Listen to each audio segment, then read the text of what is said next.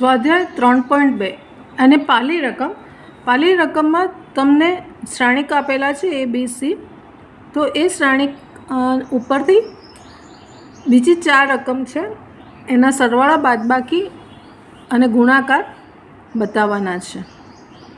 હવે આ સ્વાધ્યાયમાં 3.2માં તમે શ્રેણિકના સરવાળા બાદબાકી અચળ સાથેનો ગુણાકાર, બે શ્રેણિકનો ગુણાકાર ક્યારે થાય ક્યારે ના થાય એની પ્રેક્ટિસ થશે. પ્રેક્ટિસ ખૂબ જરૂરી છે. અહીંયા પાલી રકમમાં ABC એ બે હાર અને સ્તંભ, બે સ્તંભ અને બે હાર 2x2 શ્રેણિકો આપેલા છે. ચોરસ શ્રેણિક કહેવાય એને. ચોરસ શ્રેણિક એટલે જેની હાર અને સ્તંભની સંખ્યા સરખી હોય. એમાં પહેલું છે A વત્તા B. એ જવાબ જોઈએ છે આપણે A વત્તા B. તો અહીંયા A અને B એના જે ઘટકો છે, પહેલો A1 1 1 એટલે કે પહેલી હાર પહેલાં સ્તંભનો જો ઘટક છે એમાં છે અને બીમાં છે એનો સરવાળો કરવાનો છે, સિમ્પલ. એટલે 2 વત્તા 1 અહીંયા 3 થશે, 4 અને 3 એટલે 7 થશે, પછી 3 - 2 એટલે 1 થશે અને 2 વત્તા 5 એટલે 7 થશે. એટલે A વત્તા B એનો જવાબ આપણને આ રીતે મળશે. હવે A માઇનસ B, તો A માઇનસ B તો અહીંયા માઇનસ લેવાનું છે એટલે 2 - 1 એટલે 1 આવશે, 4 - 3 એટલે 1 આવશે, 3 માઇનસ પ્લસ 2 એટલે 3 વત્તા 2 થશે એટલે 5 આવશે, 2 - 5 એટલે -3 આવશે. એટલે આ એનો જવાબ આવશે. ત્યાર પછી અહીંયા છે 3A - C એટલે એને એ શ્રેણિકના બધા જ ઘટકને 3 વડે ગુણવાના છે પહેલાં. એટલે અહીં બધાને હું 3 વડે ગુણી કાઢું છું એટલે 6 9 3 વડે ગુણું છું 12 અને 3 દુ 6 અને -C કરવાનો છે. -C એટલે -2. આ માઇનસનો અંદર લઈ લો તો અહીંયા પ્લસ થશે અને અહીંયા બધાના ચિહ્ન બદલાઈ જશે એટલે +2 -5 -3 અને -4 આ રીતે અહીંયા અને -C તરીકે લીધો. અને હવે એનો સરવાળો કરવાનો છે. અહીંયા આપણે સરવાળો કરવાનો છે એટલે એ સરવાળો આપણી પાસે આવશે 6 ને 2 8, પછી 12માંથી -5 જશે તો 7, 9માંથી -3 જશે તો 6 અને 6માંથી -4 જશે તો 2. આ રીતે એનો જવાબ આવશે 8 7 6 2. હવે ગુણાકાર A અને Bનો ગુણાકાર કરવાનો છે. તો ABનો ગુણાકાર ક્યારે થાય? જ્યારે ચોરસ શ્રેણિક અહીંયા છે આપણી પાસે એટલે ગુણાકાર તો થશે. એટલે આપણે ગુણાકાર માટે પહેલાં A છે પછી B છે એટલે એને આપણે લખીએ તો 2 4 3 2 અને ગુણાકારમાં B છે 1 3 -2 5. હવે ગુણાકાર માટે પહેલાં જે શ્રેણિક છે એની હાર લેવાની અને એના આ બીજા શ્રેણિકના સ્તંભના ઘટકો સાથે ગુણાકાર કરવાનો. પહેલાંની હાર એટલે 2 × 1 એટલે અહીંયા 2 આવશે અને 4 ગુણાકાર કરવાનો છે 4 - 2 એટલે -8 આવશે.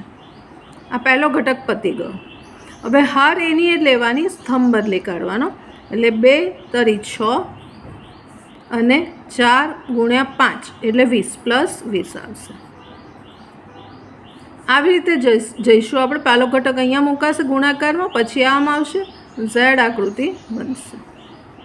હવે બીજી હાર લેવાની, પહેલો સ્તંભ લેવાનો એટલે 3 × 1 એટલે 3, 2 × -2 એટલે -4. હવે આ હાર સ્તંભ બદલાશે, 3 × 3 એટલે 9 અને +2 × 5 એટલે 10. બસ હવે આનું સાદરૂપ આપીશું એટલે જવાબ આવશે. અહીંયા -6 આવશે, અહીંયા 26 આવશે, અહીંયા -1 આવશે અને અહીંયા 19 આવશે. એ બી ગુણાકાર આપણને આ મળશે -6 -1 26 અને 19. એવી રીતે BA ગુણાકાર. હવે હંમેશા AB ગુણાકાર is not equal to BA, બરાબર? આ બે સરખા નહીં આવે. હવે BA ગુણાકારમાં B પહેલાં લખવાનું છે એટલે B શ્રેણિક પહેલાં લખતા 1 - 2 3 5 અને પછી એ શ્રેણિક લખીશું 2 3 4 2. હવે આનો પણ ગુણાકાર એ જ પદ્ધતિથી કરવાનો છે, ફોર્મ્યુલાથી. પહેલી હાર પહેલો સ્તંભ 1 ગુણ્યા 2 એટલે 2, 3 ગુણ્યા 3 એટલે 9 પ્લસ 9. હવે હાર આની આ રાખવાની, સ્તંભ બદલવાનો. 1 ગુણ્યા 4 એટલે 4 અને 3 ગુણ્યા 2 એટલે 6 પ્લસ 6. હવે હાર બદલીશું, વારાફરતી સ્તંભને લઈશું એટલે -2 ગુણ્યા 2 એટલે -4, 5 ગુણ્યા 3 15. એવી રીતે હવે હાર આ સ્તંભ બદલાશે એટલે -8 અને 5 × 2 = 10. બસ હવે સાદરૂપ આપવાનું. તો સાદરૂપ આપતા અહીંયા આવશે 11, અહીંયા 10, અહીંયા 11 અને 10માંથી 8 જશે તો 2. આનો જવાબ આવશે.